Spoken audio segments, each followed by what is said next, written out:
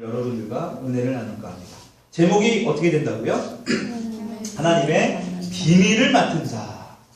저뿐만이 아니라 저와 여러분들은 하나님의 비밀을 맡은 자라는 것을 오늘 말씀을 통해서 여러분들이 믿음으로 또 삶에서 적용하면서 나갈 수 있기를 축원합니다.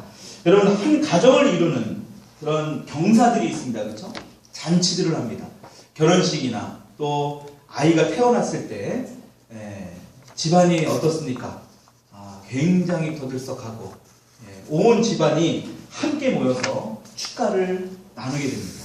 특히 태어난 지 1년이 되는 그 돌잔치를 할 때 보면 온 가족들이 다 모여서 같이 축가를 나누는 것을 볼 수 있습니다.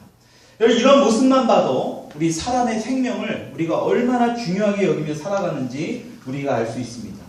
하물며 오늘 우리가 이 죽어가는 영혼을 살리는 이 교회의 탄생이 되었고 시작이 되었고 1년을 맞이하는 이 감사 예배가 얼마나 귀하고 감사한 일인지 우리는 알 수 없습니다. 너무나 이거보다 더 귀한 일이 어디 있을까요? 한 사람의 영혼을 살리고 죽어가는 영혼을 우리가 구원하는 그러한 일을 우리 교회가 행하고 있잖아요. 오늘 우리가 읽은 이 본문 말씀을 보게 되면 이 사도 바울이 주의 일을 하는 것이 뭐냐라고 말을 하면서 하나님의 비밀을 맡은 자라고 이야기를 하고 있습니다. 여러분, 오늘 우리도 사도 바울처럼 이 비밀을 깨달을 수 있기를 간절히 바랍니다. 여러분, 세상 사람들도 이 성공한 사람들은 자신만의 어떤 그 비밀이 있다라고 생각을 합니다. 자신의 어떤 노하우가 있다고 생각을 해서 그들이 책을 출간도 하고 강의도 합니다. 여러분, 이렇게 세상을 살아가다 보면 우리 각 사람에게 이러한 비밀들이 있는 것을 볼 수 있습니다. 여러분, 오늘날 우리가 편리한 이런 인터넷 시대에 또 디지털 시대에 살아가고 있는데, 여러분, 우리들이 인터넷으로 돈을 출금하고 돈을 송금할 때마다 어떻게 합니까? 인터넷에 접속을 해서 그 비밀번호를 입력해야지만이 어떻습니까? 그 돈을 송금하고 여러 가지 그 편리한 혜택을 우리가 누릴 수 있습니다. 직접 은행에 가지 않아도 비밀번호만 알고 있으면 우리가 이런 여러 가지 디지털 시대에 첨단 문명을 잘 이용할 수 있는 것입니다. 돈에 아무리 돈이 많다 하더라도, 통장에 말이에요. 돈이 아무리 많아도, 은행에 돈이 아무리 많아도 이 비밀번호를 모르면 어떻습니까? 돈 100원짜리 하나도, 1000원짜리 한 장도 찾을 수가 없습니다. 여러분, 이렇듯 이 비밀번호가 우리의 삶에서 얼마나 중요한 것인지, 이 비밀번호를 알지 못하면 아무것도 할 수 없다는 것을 우리가 이 돈에 대해서만 봐더라도 우리가 알 수 있습니다. 하다못해 여러분들이 들어가는 현관문에 있는 그 비밀번호를 알지 못하면 집을 들어갈 수 없습니다. 이곳을 들어오는 것도 또 여러분들의 집안의 현관에 들어가는 것도 전부 다 비밀번호로 다 장치가 되어 있습니다. 여러분, 그 비밀번호를 알지 못하면 어때요? 결코 들어갈 수 없습니다. 여러분, 그렇다면 우리가 영적인 면에서 볼 때마다 우리가 이런 생각을 한번 좀 해봤으면 좋겠습니다. 천국 가는 비밀번호가 과연 무엇일까? 오늘 우리가 이 말씀을 제가 준비하면서 한번 생각을 해본 거예요. 우리가 육신적으로 살아갈 때에 이렇게 많은 비밀번호를 또 비밀 어떤 장치 안에 보안 장치를 우리가 살아가면서 이렇게 누르고 또 이렇게 뭔가 이렇게 비밀번호를 암기해서 해서 하고 살아가는데, 우리가 영적인 면에서 우리가 천국 가는 비밀번호가 과연 무엇일까? 천국 가는 비밀번호.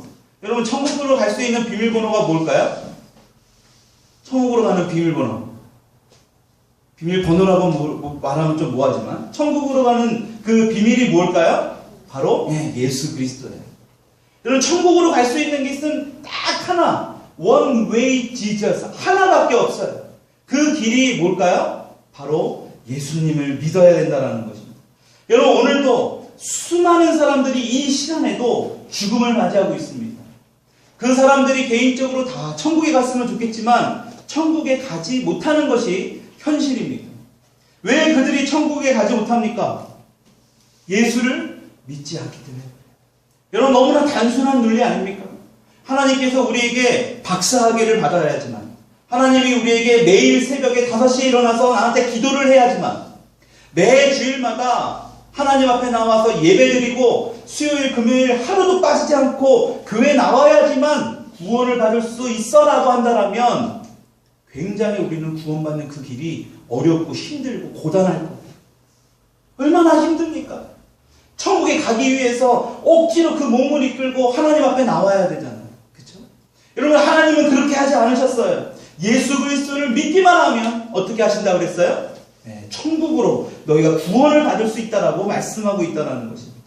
여러분, 그러나 예수 믿으면 다 구원받는 이 비밀을 모르기 때문에 오늘도 우리가 우리 주변에 교회 가자, 예수 믿어야 돼, 그래야지 천국 갈 수 있어 라고 이야기를 아무리 해도 그들이 듣지 않기 때문에 미안하지만 그들은 지옥의 길로 가고 있다는 것입니다.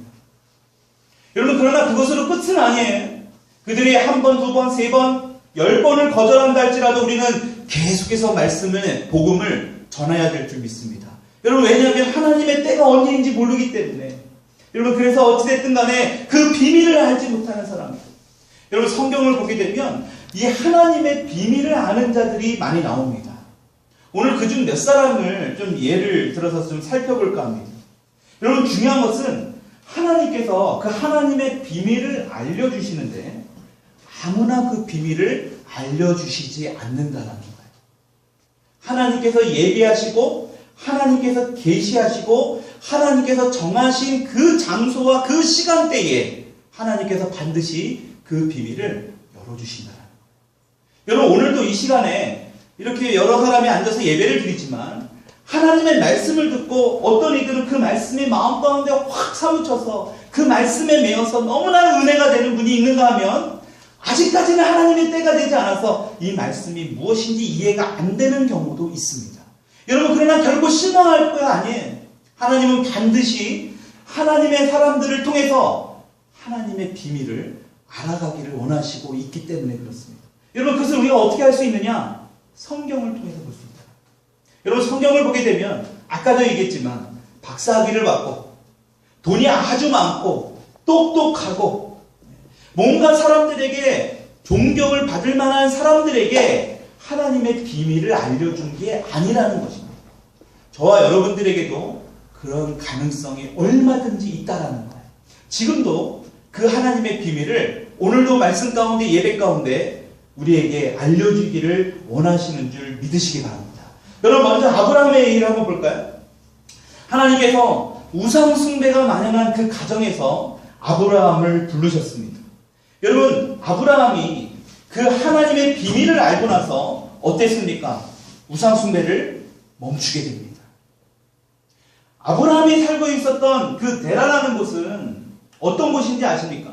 아버지 데라가 살고 있던 갈대아 우르라는 곳, 데라는 아버지 이름이죠. 갈대아 우르라는 곳은 어떤 데인지 아십니까? 온갖 우상을 만연했던 곳이에요.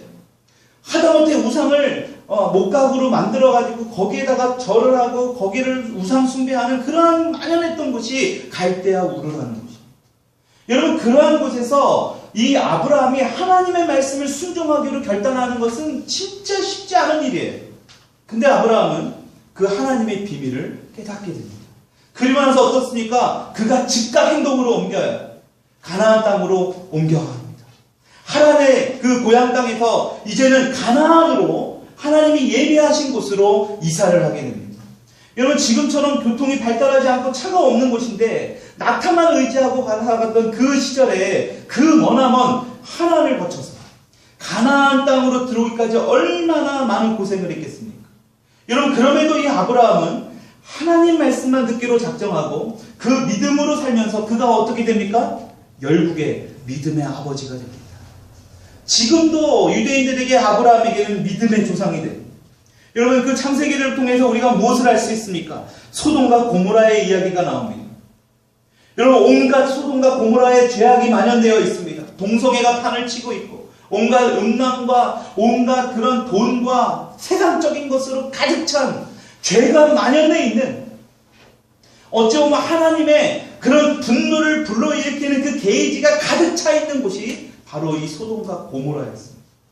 여러분, 근데 그들의 죄악으로 인하여 멸망되어질 때에 하나님께서 하나님이 하시려고 하시는 일들을 어떻게 하십니까? 아브라함에게는 숨기지 않으셨다라는 거예요. 여러분, 하나님의 비밀을 아브라함에게는 알려주셨다라는 거예요. 더 중요한 건 뭐냐? 다른 사람들은 아무도 몰랐다라는 거예요. 심지어는 누구도요? 아브라함의 조카 가시로. 그 사실을 알지 못했어요. 근데 아브라함에게는 하나님의 하시려는 그 비밀을 아브라함에게 어떻게 했어요? 하나님이 알려주셨다는 것입니다. 여러분, 심지어는 아브라함의 후손들이 애굽에서 종살이를 할 거라는 것 또한 하나님께서 알려주셨다는 것을 우리가 성경을 통해서 알 수 있습니다. 여러분, 아브라함은 알고 있는 이 비밀을 이 소돔과 고모라 사람들은 모르고 있었기 때문에 아무리 말해도 그들은 어땠습니까? 듣지 않았습니다. 죽는 순간까지도 그들은 먹고 마시고 춤추는 일에 완전히 빠져 있었어요. 여러분, 그러다 보니까 어땠습니까? 순식간에 불바다가 되어버리는 그 소돔과 고모라를 맞이하게 된다는 거예요. 여러분, 우리가 창세기 말씀을 잘 보십시오. 하나님은 잔인하신 분이 아니에요. 하나님은 우리를 벌을 주시기 위한 분이 아닙니다. 아브라함과 같은 사람들에게 하나님의 계시를 알려주세요. 그리고 그 아브라함을 통해서 그 사람들이 돌이키기를 원하신다라는 거예요. 그럼에도 불구하고 그 돌이키기를 원하시는 그 하나님의 마음을 알지 못한 그 사람들은 그들의 죄로 인해서, 그들의 육신적인 생각으로 인해서 자신들의 뜻대로 살아가다가 결국엔 죽음을 맞이하는 것을 볼 수 있습니다. 여러분, 노아는 어떻습니까? 다 모르고 있었지만 하나님은 이 노아를 통해서 이 땅에 비로, 물로 심판하실 거라는 것을 노아에게 알려주셨습니다.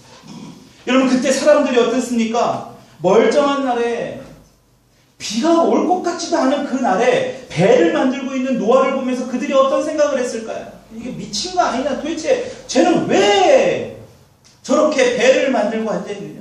그것도 자그만한 배가 아니라 엄청나게 크기에 있는 그 배를 가요. 여러분, 그러나 짐승들도 방주로 들어와 살아났는데, 심지어는 그 짐승들까지도 방주로 들어와서 살아났는데, 이 비밀을 알지 못했던 그 죄만 짓고 있던 사람들은 어떻게 됐습니까?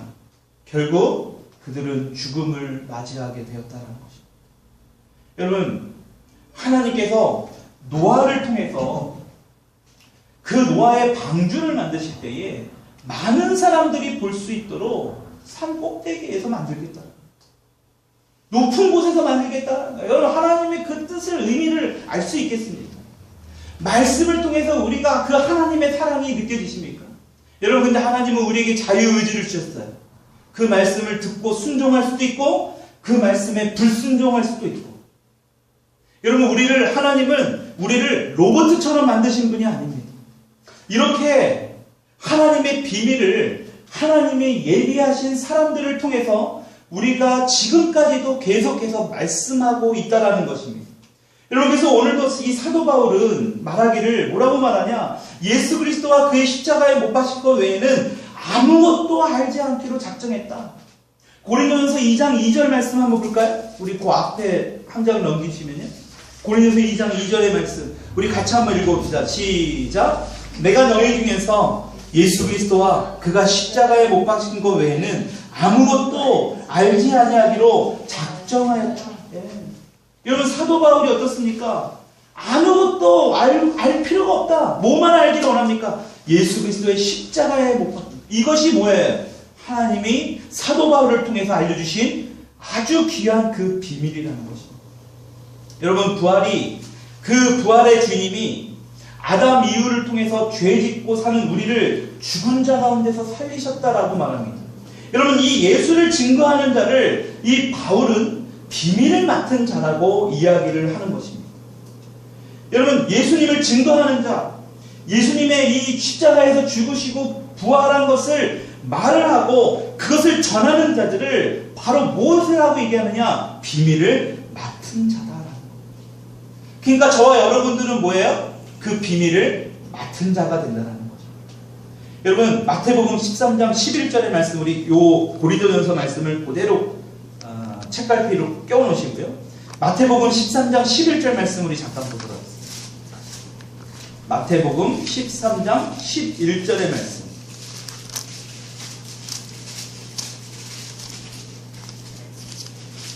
여러분, 예수님께서 제자들에게 나타나셔서 제자들에게 이 말씀을 하십니다. 마태복음 13장 11절 우리 같이 한번 읽어볼까요? 시작. 대답하여 이르시되 천국의 비밀을 아는 것이 너희에게는 허락되었으나 그들에게는 아니 되었다. 여러분 어떻게 말씀하고 계십니까? 제자들에게 너희들에게 천국의 비밀을 아는 것이 너희에게는 허락됐지만 그 비밀을 다른 사람에게는 어땠다라는 거예요? 비밀을 허락하지 않았다라는 거예요. 여러분 이 천국 비밀을 몰라서 수많은 사람이 지금도 지옥으로 가고 있습니다. 여러분 이 비밀을 안다라는 것 자체만으로도 우리에게는 그 엄청난 하나님 앞에 감사와 영광을 올릴 수 있는, 우리는 그런 그 비밀을 맡은 자라는 사실을 우리가 알아야 된다는 것입니다. 여러분 니느웨 성이 멸망하기 직전에 하나님께서 누구를 보내십니까? 우리가 성경 일독을 통해서, 성경 통독을 통해서 봤죠. 니느웨 성이 멸망하기 직전에 선지자 누구를 보내요? 요나를 보냅니다. 여러분 요나는 어떻습니까? 굉장히 가기 싫은 거예요. 왜냐하면 그 아수르라는 민족이 우리 민족을, 우리 이 요나가 사는 그 민족을 너무나 괴롭혔거든요. 어떻게 그곳에 가서 하나님의 말씀을 전하고 그들에게 구원을 받아야 된다는 것을 알릴 수 있을까? 정말 원수를 사랑한다는 게 쉽지 않잖아요. 그렇죠? 그러니까 요나가 거부했던 거예요. 너무나 싫었던 겁니다. 그러나 하나님의 일은 어떻습니까? 때로는 강권적으로도 이루어 나가십니다. 풍랑을 맞이해서 큰 어떤 그 고기 뱃속에 들어가서 결과적으로는 그곳에 회개하고 어떻게 합니까? 니느웨가 멸망할 것이라고 외치고 다닙니다. 니느웨 성에 들어가서 이 요나가 너희들이 멸망할 것이니까 빨리 하나님을 믿고 회개하고 돌아와라. 여러분 그렇게 외치고 났는데 그 니느웨 가운데 무려 몇 명이 구원을 받았다고 성경에 나옵니까? 무려 12만 명. 요나 한 사람을 통해서 12만 명이 구원을 얻은 거예요. 여러분 그때 만약 요나가 절대로 안 간다, 죽었으면 죽었지, 절대로 하나님 이 말씀을 전하지 않겠습니다 라고 했다면 12만 명의 생명은 지옥으로 갈 수밖에 없는, 아주 끔찍한 일이 벌어질 수밖에 없다는 것입니다. 여러분 이렇게 한 사람을 통해서 엄청난 사람을 살리게 되었다. 이게 바로 뭐냐? 하나님께서 비밀을 맡은 자예요. 하나님께서 우리에게 그 비밀을 맡기셨다라는 거예요. 그 하나님께서 우리에게 비밀을 맡은 자들을 통해서 하시는 일이 바로 이런 것들이라는 거예요. 오늘 이 고린도전서를 통해서 바울은 이 비밀을 깨달았던 겁니다. 여러분 이 비밀을 깨달았기 때문에 그가 어떻게 할 수 있었던 거예요? 쇠사슬에 매여서 옥에 갇혀도, 엄청난 매맞음을 당하고 돌팔매질을 당하고 죽을 뻔한 어떤 위기 가운데서도 그는 어땠어요? 기도하고 찬송하면서 하나님의 복음, 예수 그리스도의 그 복음을 알릴 수 있었다라는 것입니다. 여러분 이 비밀을 알고 있었기 때문에 더욱더 그 복음을 알리는데 힘을 쓸 수 있었다라는 거예요. 여러분 그 바울이 어땠습니까? 때로는 밥도 굶어가면서, 때로는 잠도 못 자면서 이 말씀을 증거하는 일이 있었다라는 것입니다. 여러분 바울은 가는 곳마다 하나님의 능력을 나타내면서 병자를 고쳤어요. 심지어 죽은 이를 살리는 그러한 일까지 일어나게 됩니다. 어떻게 해요? 바울이 이 비밀을 깨달았기 때문에. 여러분 교통이 발달하지 않았던 그 시절에 온 세계를 다니면서 전도하고 교회를 세우고 설교하고 가르치느라 결혼도 아마 이 사도 바울은 하지 못했던 것 같아요. 왜? 이 비밀을 깨달았기 때문에. 오늘날 이 비밀을 깨닫고 외친 자들이 있기 때문에 오늘도 어떻습니까? 전 세계의 복음이, 저와 여러분들이 그 복음을 통해서 오늘도 교회 안에 들어올 수 있었다는 것입니다. 여러분 그래서 바울은 이 비밀을 맡은 자들에게 구할 것이 하나 있다. 하나님께서 너희들에게 이 비밀을 맡겼는데 그것이 무엇이냐? 4장 2절에, 오늘 본문 말씀 4장 2절에 우리 같이 한번 읽어보십시다. 시작. 그리고 맡은 자들에게 구할 것은 충성이니라. 여러분 사도 바울이 이야기합니다. 맡은 자들에게, 하나님의 비밀을 맡은 자들에게 무엇을 하라고 말씀하고 있습니까? 충성하라고 말을 하고 있다는 거예요. 여러분 충성이라는 말이 뭘까요? 충성이라는 것, 죽음을 무릅쓰면서 내 생명까지도 담보로 하나님의 말씀에 순종한다는 거죠. 여러분 적당하게 순종하는 게 아닙니다. 여러분 몸부림치면서 완전한 순종을 이야기하는 것입니다. 그게 바로 충성이에요. 그것이 하나님에 대한 충성이기 때문에 사도 바울이 무엇을 얘기합니까? 하나님의 비밀을 맡은 자들이 너희들이 해야 될 것이 뭐냐? 바로 충성이다라는 것입니다. 여러분 우리 인간은 죄성을 가지고 태어났습니다. 그러다 보니까 하나님의 말씀에 자연적으로 불순종하려는 그러한 본성이 우리 가운데 있어요. 우리가 자석을 서로 다른 극을 갖다 대면 서로 막 끌어당기잖아요. 서로 밀어내잖아요. 그렇죠? 그렇듯이 하나님의 말씀에 불순종하려는 우리의 본성이 우리 안에 있다라는 거예요. 여러분, 그래서 우리가 하나님 말씀에 순종하는 훈련이 너무나 중요해요. 여러분, 그 훈련을 하나님께서 어떻게 하기를 원하시느냐? 교회 안에서 그 훈련을 하기를 원하십니다. 예수 그리스도를 믿는 자들의 그 공동체 안에서 하나님께서 그 순종하는 훈련, 나아가서는 하나님께 충성할 수 있는 그 훈련을 하시기를 원하신다라는 것입니다. 여러분, 그것은 아주 큰 순종이 아니에요. 아주 작은 것에서부터 순종하는 거예요. 여러분, 하나님은 우리를 훈련시키실 때 안 되게 하고 우리를 넘어뜨리게 하려는 그런 것이 아니잖아요. 그렇죠?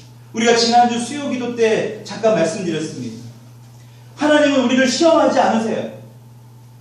하나님은 우리를 시험하는 분이 아니에요. 파괴적인 어떤 그런 훈련, 시험을 하는 것이 아니라 선한 시험을 하는 것입니다. 마치 우리가 학교 시험을 통해서 우리 학교 공부를 통해서 어떠한 내 상태가 되는지, 내가 어느 정도의 실력이 되는지를 그것을 깨달을 수 있듯이 우리가 신앙 가운데서도 너의 신앙 상태가 어떠한 것인지를 하나님은 시험을 통해서 우리가 알기를 원한다는 거예요. 그러니까 어떻게 원해요? 너희들이 그곳에 머무는 것이 아니라 계속해서 훈련을 통해서 하나님의 말씀에 순종하는 그러한 훈련을 통해서 너희들이 신앙이 조금씩 나아가야 된다. 어디까지 나아가야 돼요? 예수님을 닮아가는 데까지. 우리는 그래서 구원의 끝이 아니에요. 구원은 시작입니다. 우리가 예수 그리스도를 닮아가는 그 성화의 과정까지 우리가 가야 될 줄 믿습니다. 여러분, 오늘날 교회가 힘을 잃어가는 것이 무엇이냐? 예수 믿으면, 구원받으면 모든 것이 끝이라고 여기기 때문에. 여러분, 예수 믿으면 끝이 아니에요. 우리 한번 따라와 해봅시다. 예수 믿으면 끝이 아니라 시작이다. 우리의 목표는 어디까지냐? 예수를 닮아가는 데까지 가야 합니다. 여러분, 그것을 교회를 통해서 오늘날 이루어 가신다라는 거예요. 여러분, 그것을 우리가 어떻게 할 수 있습니까? 그것을 교회를 통해서 하나님이 이루어 가신다라는 걸 우리가 어떻게 할 수 있느냐? 우리 잠깐 또 우리 한번 봐야 될 것 같아요. 마태복음 말씀 볼까요? 16장 18절 말씀입니다. 우리 고린도전서 잠깐 놔주시고 마태복음 16장 18절의 말씀. 예수님께서 베드로에게 이 말씀을 하십니다. 마태복음 16장 18절에 우리 같이 한 절이니까 한번 읽어보겠습니다. 시작. 또 내게 이르노니 너는 베드로라. 내가 이 반석 위에 내 교회를 세우리니 음부의 권세가 이기지 못하리라. 여러분, 음부의 권세가 이기지 못하는데 그것을 어디에 세웠다라고 얘기합니까? 반석 위에 뭐를 세웠다고요? 교회를 세웠다는 거예요. 튼튼하고 견고하고 부서지지 아니할 그 반석 위에다가 교회를 세우시는데 어떤 사망과 권세를 가진 음부의 권세가 그것을 이기지 못한다라는 것입니다. 여러분, 그래서 교회 안에는 구원이 있는 거예요. 여러분, 그래서 교회 안에는 안전한 곳이에요. 그래서 교회 안에는 어떤 것이 있습니까? 생명이 있다라는 거예요. 한마디로 어둠이 결코 이길 수 없는 곳이 바로 교회라는 것입니다. 여러분, 저와 여러분들이 있는 이 교회, 오늘 1주년을 맞이하는 우리 교회가 더욱 우리가 사랑하고 섬길 수 있는, 이 교회를 모이는 일에 더 힘을 쓸 수 있는 저와 여러분들이 될 수 있기를 주님의 이름으로 축원합니다. 여러분, 이렇게 하나님의 비밀을 맡은 자들이 하나님께 충성하며 살아갈 때에, 하나님의 말씀에 몸부림치며 순종하며 살아갈 때에 어떤 일이 일어나느냐? 오늘 다시 고린도전서 4장 5절의 말씀을 잠깐 보겠습니다. 하나님의 비밀을 맡은 자들이 하나님께 충성하며 살아갈 때에 어떤 일들이 일어나게 됩니까? 5절 말씀 같이 한번 읽읍시다. 시작. 그러므로 때가 이르기 전 곧 주께서 오시기까지 아무것도 판단하지 말라. 그가 어둠에 감추인 것들을 드러내고 마음의 뜻을 나타내시리니 그때 각 사람에게 하나님으로부터 칭찬이 있으리라. 아멘. 여러분 보세요. 때가 이르기 전이라는 게 뭘까요? 주님이 오시기 전까지입니다. 그때까지 너희들이 하는 것을 스스로든 누구든 어떤 세상 사람들에게 누구든 간에 판단을 맡기지 말라는 거예요. 주님이 오실 그때에 어두운 모든 것들, 감추인 것들을 다 드러내게 되고 그때에 뭐가 일어난다? 하나님으로부터 칭찬받을 일이 된다는 거죠. 여러분, 각 사람으로부터 하나님으로부터 칭찬이 있으리라. 여러분, 여기서 말하는 각 사람은 누구를 이야기할까요? 세상 사람들을 이야기할까요? 예수를 알지 못하고 예수를 그렇게 믿으라고 했지만 자신이 스스로 거부하고 지옥의 길을 선택한 그 사람들을 이야기합니까? 교회를 다니지만 미지근한, 그냥 뜨뜻미지근하게 그냥 믿는 것도 아니고 안 믿는 것도 아니고 어중간한 사람들, 그 사람들을 각 사람에게 하나님으로부터 칭찬받는다라고 이야기하는 걸까요?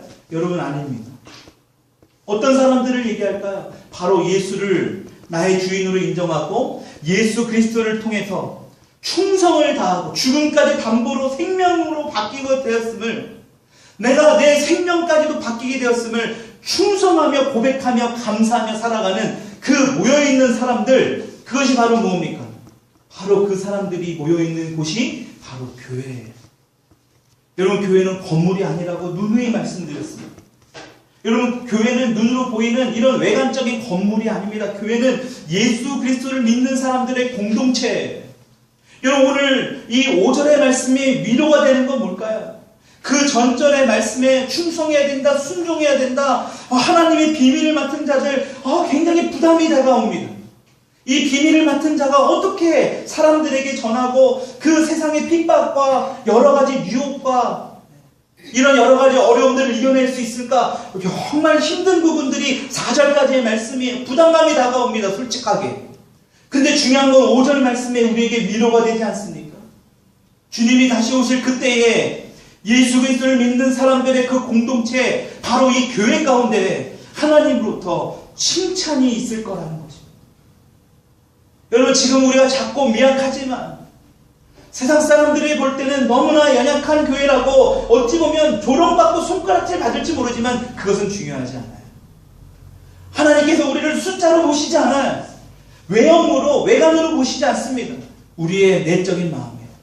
한 가지 정말 바라는 건 뭐냐? 우리들의 자녀가, 우리 다음 세대가, 우리가 죽고 없어도 예수 그리스도를 믿는 그 신앙, 예수 그리스도를 믿는 그 공동체가 그 교회 안에서 멈춰지지 않는 거예요. 요새 지금 신문에서도 계속 그런 그 기독교 방송에서 나오는 게 뭔지 압니까? 가장 심각한 게 뭐냐? 교회를 떠나가고 있다. 교회에 모이려고 하지 않아요. 그냥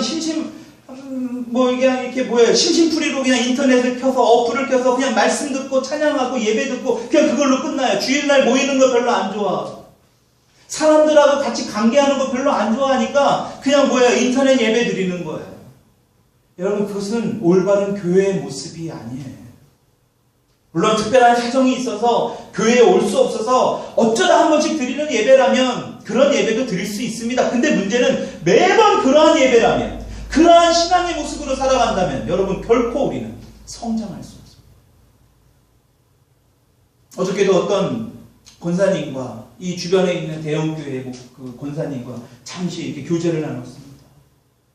그 교회 안에서의 여러 가지 일들, 문제들 막 이게 이야기하면서 그 신앙생활을 유지하는 것이 굉장히 힘들어하는 모습을 봤습니다. 예수 그리스도를 믿는 그 공동체, 그 교회 안에서 그러한 부조리한 일들과 여러 가지 어려운 일들이 일어나지만 여러분, 그러기 때문에 우리가 기도해야 돼요. 마지막 때에 우리가 요한계시록을 통해서 그 교회의 모습들이 나옵니다. 여러분, 그 교회 가운데 예수님께서 책망하는 교회가 나옵니다. 여러분, 교회라고 해서 하나님께서 다 기뻐하는 교회가 아니라는 것을 우리가 요한계시록을 통해서 알 수 있습니다. 여러분, 그것은 숫자를 논하지 않아요. 여러분, 초대교회에 있는 사도들이 모였던 그 교회에 엄청나게 많은 숫자가 모였습니다. 몇천 명씩 모였어요. 근데 그 교회가 오늘날처럼 화려하게 했습니까? 그들은 모이면 죽음을 담보로 하는 거예요. 조용조용하게 모여야 돼요. 예수를 믿는다고 티를 낼 수 없습니다. 이렇게 화려하게 건물을 짓고 외관에 인테리어를 하고 삐까뻔쩍하게 네온사인으로 예수님의 십자가를 화려하게 올리면서 그들이 신앙생활을 하지 않았다라는 거예요. 3,000명이 모였지만 그들은 외관적으로 티를 내면서 사람들에게 보이려는 그런 교회의 모임이 아니었어요. 내적인 모임. 그들의 마음의 중심에는 내 생명보다 더 중요한 건 오직 예수. 우리가 소수가 모이지만 이러한 마음에 더 내적으로, 내면으로 더 성령으로 충만한 우리 더일교회가 될 수 있기를 주님의 이름으로 축원합니다. 여러분, 그래서 우리는 이 세상에서 실패를 경험하고 아픔이 있어도 소망이 있는 거예요. 우리가 내일 당장 죽는다 할지라도 우리에게는 소망이 있는 거예요. 왜 그럴까요? 우리가 사랑하고 섬기는 이 교회가 하나님으로도 칭찬받을 수 있는 그날이 조금씩 다가오고 있기 때문에.